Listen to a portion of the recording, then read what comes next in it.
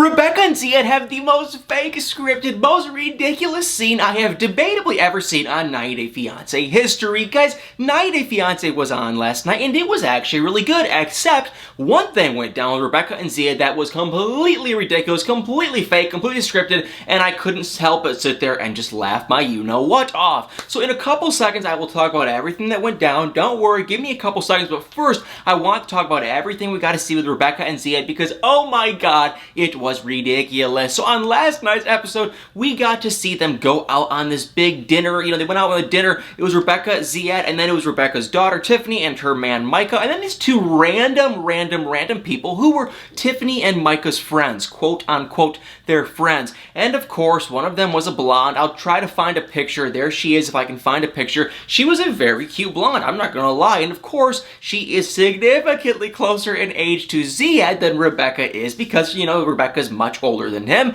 and they were talking, and one thing kind of led to another, and on the show, they were making it appear that this girl was like flirting and trying to get with Ziad. Now let me say, number one, there is no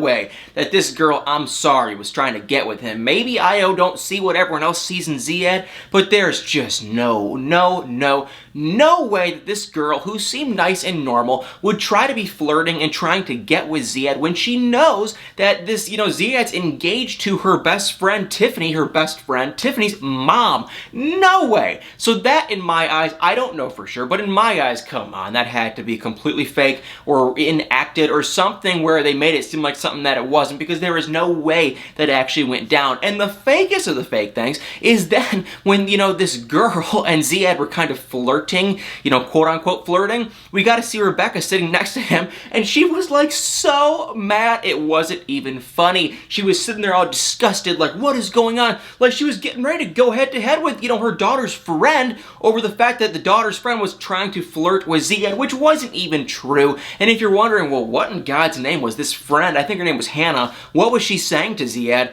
She was literally asking him about his country. I didn't think there was anything there. I thought that was kind of just an innocent question. And then he was like saying how, you know, they don't have any furniture and all this kind of stuff. And she was like, well, I can help you move. And then, you know, Rebecca was like, no, you are not going to help him move. Which I was still like, that's an innocent comment. Probably nothing serious. And if I had to guess, I would probably say that the 90 Day Fiance people just said, hey, Hannah, you know, tell Ziad that you can help him move. And then she said it, and then they made it into some big thing that it wasn't. That is how I perceived it. Maybe not. And everything that went down with Rebecca, how she was all mad and ready to go and she was ready to fight, I was like, come on, this girl is young. She knows you are engaged to him. The chances of her trying to get with him are just so minor, not possible, so small, I can't believe. But maybe I'm a gullible idiot. Who knows? So comment below if you guys agree or disagree. But I'm telling you, the way I saw it, I feel like this is one of the most scripted, most ridiculous clips I have ever seen on 90 Day Fiance. And let me say real quick, guys, if you are new to this channel, it would mean the world if you could hit that follow or subscribe button below this video. And also, if you could share this video, share it with a freaking, you know, your neighbor, share it with a grandparent, share it with a friend, share it with a loved one. We don't really care, but if you could share the video, it would mean the world to me. So guys, thank you. Please hit the subscribe and share button. I love you guys all so much. Now let's go back to the rest of this drama. And if you thought that was all the drama for the day, oh boy, you would be wrong, because we also saw Mike and Natalie, and oh god, guess what Mike said to Natalie? Mike, they went to counseling. This is the big drama. Natalie wanted to go to counseling, and well, like always with this couple, whenever Natalie has a good idea in her head, whenever she's happy, Mike is mad. Whenever Mike is happy, Natalie's mad. They're always going back and forth. They will never be happy at the same time. They're a god-awful couple. And Natalie came up with this brilliant idea to go to therapy. And honestly, it probably isn't a bad idea because, like I said, they're a god-awful couple and have so many issues. So they were going to go to therapy, but of course, Mike, he didn't want to go. For whatever reason, he went to go get his hair cut, and his barber, who is a random strange girl who clearly has a crush on Mike, she, you know, he told her the idea. He told her everything that's going on, and she does the same thing I said. You guys are a god-awful couple. Not exactly, but she goes, you guys aren't doing well, and you should go to therapy, because it probably isn't a bad idea. And for whatever reason, I mean, Mike said no to therapy about 300,000 times, and then all of a sudden he goes to meet this random barber, and he opens up to her, and she convinces him, which I was like, that also seems kind of fishy, kind of scripted, kind of not real, but maybe it is. And of course, she convinces him, and then he's like, okay, yeah, I'll go to therapy, and they end up going to therapy, and basically, they just have issues. They aren't a good couple. She wants certain things. He wants certain things. He feels like he's trying really hard, and she feels like he's not trying at all. So they're kind of just caught up in the middle of everything. I mean, they're on totally different sides of the world. I mean, they're just thinking so freaking different, you guys. Like there's no positive going on. Basically, is my whole point. And even when the therapist guy was talking, I thought he was about ready to say, okay, let's just wrap this up and call it a day, because they don't have. I mean, they just have nothing positive going on, and they have no business being together, or they for sure have no business being married. And then finally, Mike just spilled the beans and said, I don't think we are in love. And I don't think he even said thank you. He just, we are not in love. And of course, Natalie heard it and was all offended. You know, she was like, oh my God. She was saying, I was married for 8 years and we ended up getting a divorce, and he never said he didn't love me, which is like, come on, this is so stupid, so fake. And that's just the truth. And that should be the sign right there. Don't marry this guy. If he says he does not love you, which Mike clearly does not love Natalie, at least at that time, and I don't think Natalie loves Mike. If Natalie tries to act like she loves Mike, that's a bunch of bull, bunch of crap. And honestly, the way I'm starting to see this now is Natalie wanted to come to America, her visa got approved, and she just said, you know what, I am just gonna come. And they probably weren't even in like a real true relationship at that time, but because the thing got approved, and because the visa does expire, she didn't really have a choice. She had to come, and so she just came. And then I think she wanted to kind of make it work, and at this point, I don't think Mike even wanted to make it work, and I don't think if she wouldn't have came with the K1 visa, they probably would have just been done. He would have ended it, and I don't think he wants to make this work. And what I think is going to happen is that the clock is ticking with these two. They're getting down to the wire. They have like 40 days left, and I think it's going to come right down to the wire, and boom, we're going to be hit with a pandemic,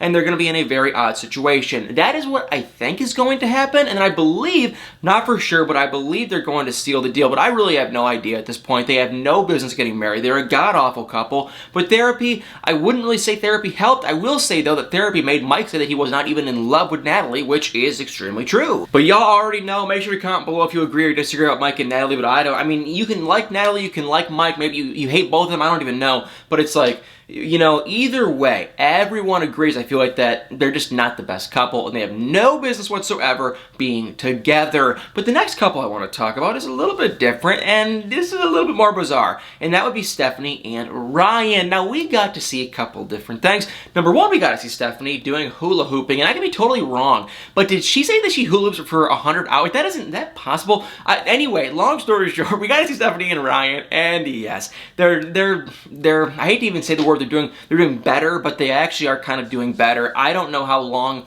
how long that's going to go, because we got to see them together. Now, the night before, they were not doing great. They were fighting, but somehow they did a 180, and now they're kind of making better, and they're making up, and they're kind of having a good time. They're hula hooping and doing all this stupid crap, and they're acting like they're doing better. I don't really think it's true, but that's how it's being shown, that they're acting like they're doing better. However, that night they go on a date, and then that is when some things start to kind of unfold.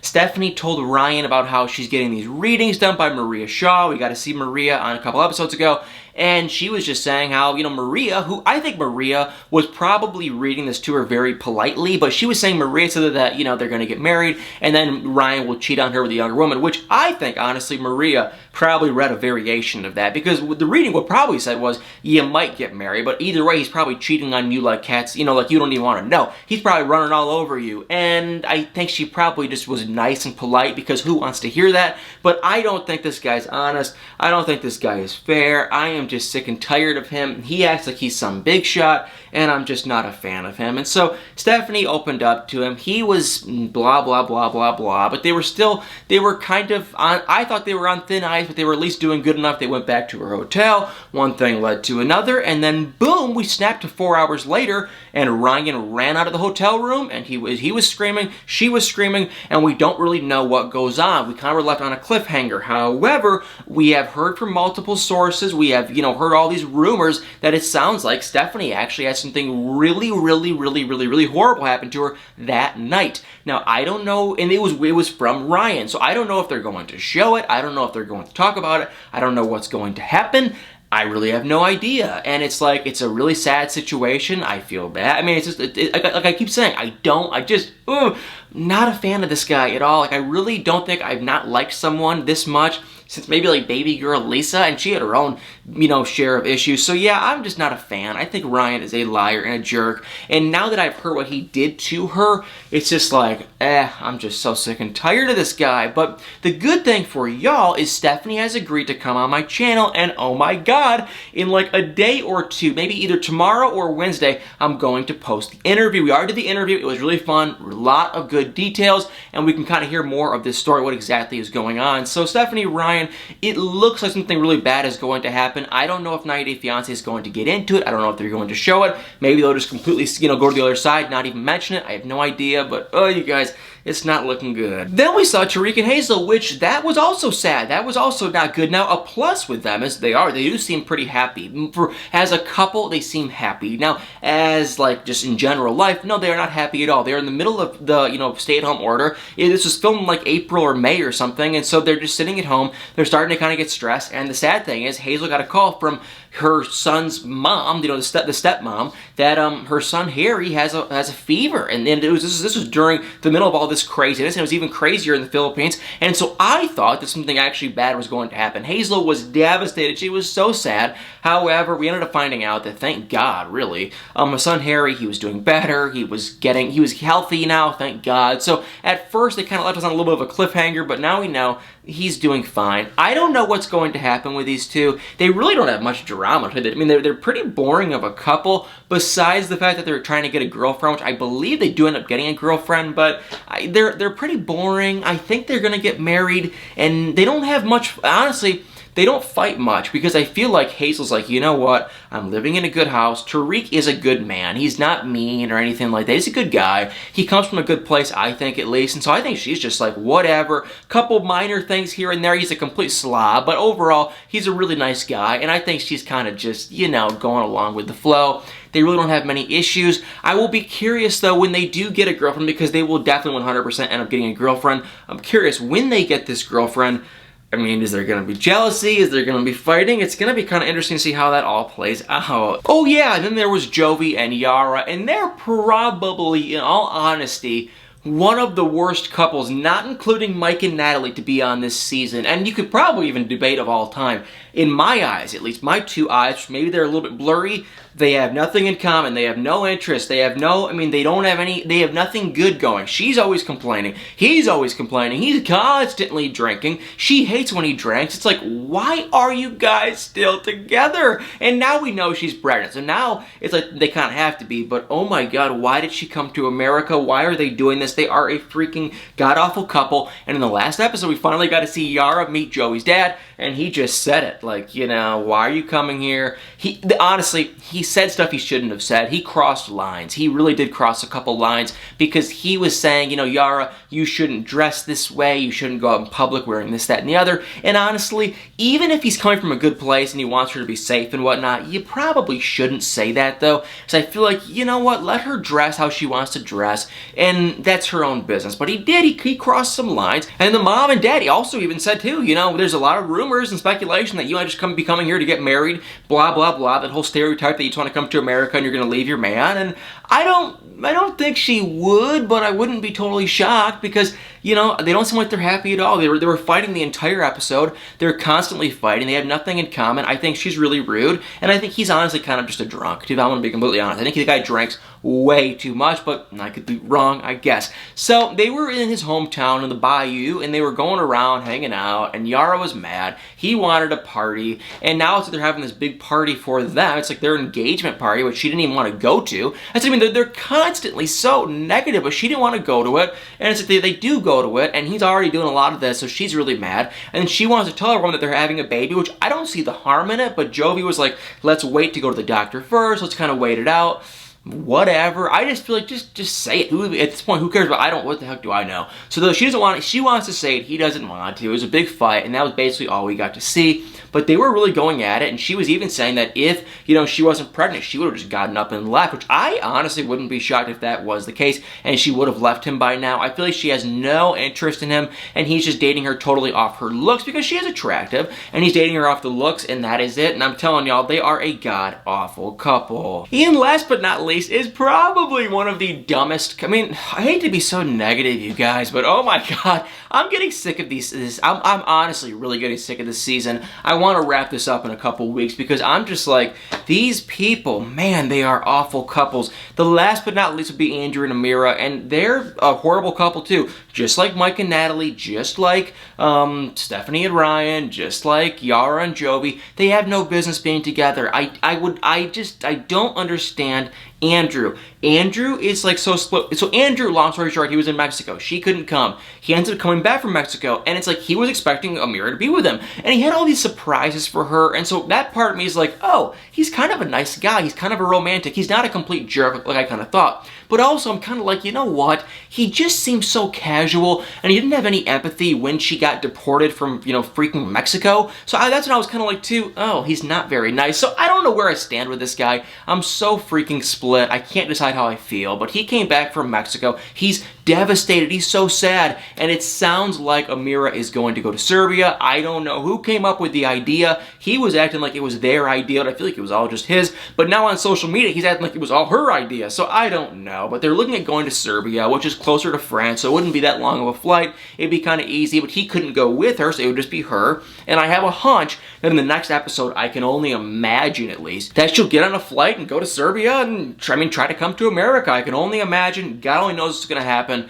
But I'm telling you guys, these are just awful couples. No one's really happy besides maybe Tariq and Hazel, maybe Rebecca and Ziad kind of, and maybe Brandy and Julia, but they're all still fighting like cats and dogs, and oh my god, I just can't even stand to watch it. These couples are freaking awful, but Andrew and Amira, we're gonna have to wait and see what happens, and all the other couples, yeah, I'm not even a fan of them. If you're wondering, well, Brandy and Julia, what happened to them? We did not get to see them. However, we did get to see in a sneak peek that it looks like Julia takes a pregnancy test, and it looks like they are possibly expecting a baby, which, I mean, it's like, it's not hard. It's this freaking science class in like the 6th grade. We all know what happens when you're doing God knows what. We all know what happens, a baby. So it's like, I'm not shocked. They shouldn't be shocked. Of course, Brandon was like, what? But it's like, what did you think was going to happen, genius? Freaking Einstein. What did you think was going to happen? You knew what you were doing, you knew what you were getting yourself into, and that's exactly what happened. So I'm just sitting here as an innocent bystander with my arms crossed, just saying, I'm just sitting here laughing, saying, okay, we all knew that was going to happen. But I mean, maybe she's not pregnant, maybe not, but we did get to see Brandon and Julia sit down with his parents and say something, and the mom was like, are you kidding? So maybe it was just a pregnancy scare. I bet, honestly, I bet she's pregnant, and I bet, honestly, they probably already had a baby. I could be totally wrong, but I would not be shocked. So 90 Day Fiance, you guys, and like I said earlier in the video, Stephanie did agree to come on my channel. I already recorded the interview, and I think tomorrow I am going to post it, so definitely make sure to keep an eye out for that, because I'm telling you guys, it was surprisingly really good. Well, oh my god, you guys, thank you all so much for watching. Hope you enjoyed this video. If you did, it mean the world if you could hit that like button, comment below your thoughts, and y'all better stay tuned for many more videos.